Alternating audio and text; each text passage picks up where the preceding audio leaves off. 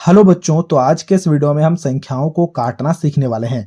जब भी हमारे पास में कोई एक भिन्न दिया गया होगा, तो उस भिन्न के अंश और हर को हम किस प्रकार से काटेंगे, वही हम इस वीडियो में सीखने वाले हैं। तो उसके लिए यहाँ पर हमारे पास में 3 भिन्न दिए गए हैं, देख पा रहे हो। तो सबसे पहला क्वेश्चन में हमारे पास में भिन्न दिया गया है 18/4।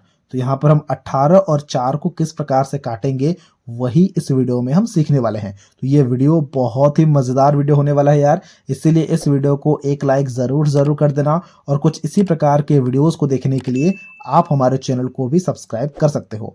अगर आपको संख्याओं को काटना बिल्कुल भी नहीं आता है ना, कोई बात नहीं, आप इस वीडियो को पूरा लास्ट तक देखो, आपको संख्याओं को काटना काफी अच्छी तरह से आ जाएगा। देखो यहाँ पर सबसे पहला क्वेश्चन है 18/4।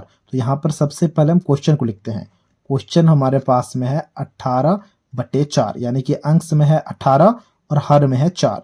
तो हमें अंश और हर को काटने के लिए कोई एक ऐसा संख्या खोजना होगा जो अंश को भी भाग कर रहा हो और हर को भी भाग कर रहा हो। देखो 18 भी एक सम संख्या है और 4 भी एक सम संख्या है, यानी कि 2 18 को भी भाग कर रहा होगा, 2 4 को भी भाग कर रहा होगा। तो सबसे पहले आप रफ में 2 से 18 को भाग करके देखो क्या आ रहा है। 2 से जब हम 18 को भाग करेंगे तो हमें पता है 2 9 18 होता है। ठीक है, ये कैंसल आउट हो गया, मतलब हमारे पास में भागफल में 9 बचा है। और जब आप 2 से 4 को भाग करोगे तो हमारे पास में भागफल क्या आएगा, 2 से 4 को भाग करो, 2 दूनी 4, यानी कि भागफल में क्या आया है, यहाँ पर भागफल में 2 आया है। तो अब आप यहाँ पर कुछ इस तरह से एक कट लगाओगे और यहाँ पर भी एक इस तरह का कट लगाओगे। ठीक है, तो आपने जब 2 से 18 को भाग किया तो क्या आया, भागफल में 9 आया, तो यहाँ पर 9 लिखोगे। 2 से जब आपने 4 को भाग किया, भागफल में क्या आया, 2 आया, तो यहाँ पर आप 2 लिखोगे। ठीक है, तो यहाँ पर 9 है, यहाँ पर 2 है। क्या कोई एक ऐसा संख्या है जो 2 को भी भाग कर रहा हो और 9 को भी भाग कर रहा हो? ऐसा कोई भी संख्या नहीं है। सिर्फ और सिर्फ एक ऐसा संख्या है जो 2 को भी भाग करेगा और 9 को भी भाग करेगा। और हम 1 से कभी भी संख्याओं को भाग नहीं देंगे, क्योंकि अगर हम 1 से 2 को भाग देंगे तो भागफल फिर से 2 आ जाएगा, यानी कि यहाँ पर 2 ही बचेगा। इसलिए हम 1 से कभी भी भाग नहीं देते हैं। तो हमारे पास में क्या बचा, हमारे पास में बचा 9 ऊपर में और नीचे में बचा 2। तो ये हो गया हमारा आंसर। देख रहे हो कितना आसान है, बहुत ही ज्यादा आसान है। तो इसी तरह से अब हम क्वेश्चन नंबर 2 को भी यहाँ पर काटने वाले हैं। देखो क्वेश्चन नंबर 2 में हमारे पास में क्या दिया गया है। क्वेश्चन नंबर 2 में हमारे पास में है अंश है 125 और हर है यहाँ पर 10। ठीक है, देखो 125 एक विषम संख्या है, यानी कि 2 से भाग नहीं जाएगा, लेकिन 10 तो 2 से भाग जा रहा है, कोई बात नहीं। अब हम दोनों को 2 से भाग नहीं कर सकते हैं, यानी कि 2 से ये नहीं कटेगा। ठीक है, फिर 3 से चेक करो, 3 से ये भी नहीं कटेगा, 3 से ये भी नहीं कटेगा।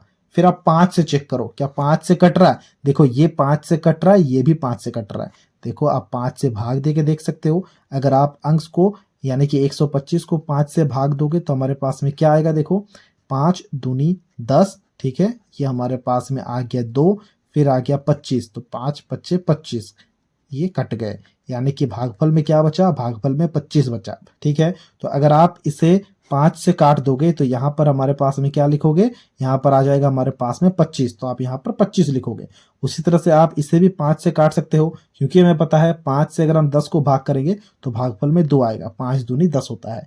अब यहाँ पर 25, यहाँ पर 2, क्या फिर से कट रहे हैं? क्या फिर से नहीं कट रहे हैं। तो हमारे पास में आंसर क्या आ जाएगा, आंसर आ जाएगा 25/2। देख रहे हो कितना आसान है, बहुत ही ज्यादा आसान है। तो इसी तरह से अब हम क्वेश्चन नंबर 3 को भी यहाँ पर काटने वाले हैं। क्वेश्चन नंबर 3 में क्या है, 27/6। तो चलो फटाफट से यहाँ पर क्वेश्चन नंबर 3 को हम लिखते हैं। क्वेश्चन नंबर 3 में हमें दिया गया है 27/6। ठीक है, अब आप चेक करो कि क्या ये 2 से भाग होगा, 2 से भाग नहीं जाएगा। ये 2 से जा रहा है 6, लेकिन 27 को आप 2 से भाग नहीं कर सकते, लेकिन 3 से तो भाग कर सकते हो। ठीक है, देखो 3 दूनी 6 एंड 3 9 27, यानी कि 9/2, ये आ गया 9/2, ये आ गया हमारा आंसर। इस तरह से अभी आपको डायरेक्ट करना होगा चीज़ों को, सिर्फ और सिर्फ समझाने के लिए मैंने यहाँ पर भाग करके चीज़ों को दिखा दिया है। अब चीज़ों को आपको डायरेक्ट ही करना है, डायरेक्ट ही हमें संख्याओं को काटना होता है। तो चलिए अब आपके लिए कुछ क्वेश्चंस होंगे जिन्हें आपको खुद से काटना है और उनके आंसर को हमसे कमेंट सेक्शन में शेयर करना है। तो ये 3 क्वेश्चन आपके लिए होमवर्क है, यानी कि इन तीनों क्वेश्चन को आपको खुद से हल करना है और इनके आंसर्स को हमसे कमेंट सेक्शन में शेयर करना है। तो यार ये था आज का वीडियो, जहां पर हमने संख्याओं को काटापेटी करना काफी अच्छे से सीख लिया है। अगर आपको ये वीडियो अच्छा लगा है तो इस वीडियो को एक लाइक ज़रूर कर देना और कुछ इसी तरह की वीडियोस को देखने के लिए आप हमारे चैनल को भी सब्सक्राइब कर सकते हो।